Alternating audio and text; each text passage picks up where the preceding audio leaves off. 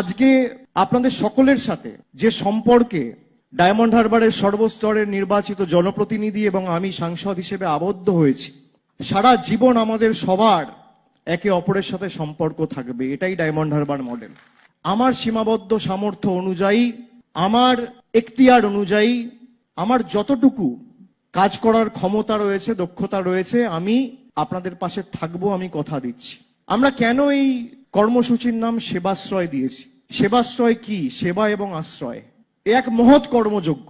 দেখে হয়তো মনে হচ্ছে খুব সোজা। একটা বিধানসভায় গড়ে দেখতে গেলে 40টা করে ক্যাম্প, এবং 10 দিন ধরে সেই ক্যাম্প চলবে।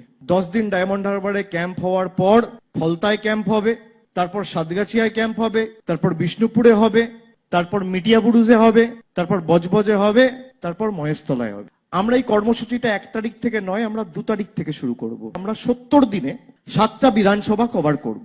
কভার করার পরে 70 দিন পেরিয়ে যাওয়ার পরে শেষ যে 5টা দিন আমি আপনাদের কাছে অনুরোধ করব, সেই 5টা দিন যে 280টা ক্যাম্পে আমরা সেই শিবিরগুলো অনুষ্ঠিত করেছি, সেই 280টা শিবিরে সাইমালটেনিয়াসলি 5 দিন আমরা টানা শিবির করব।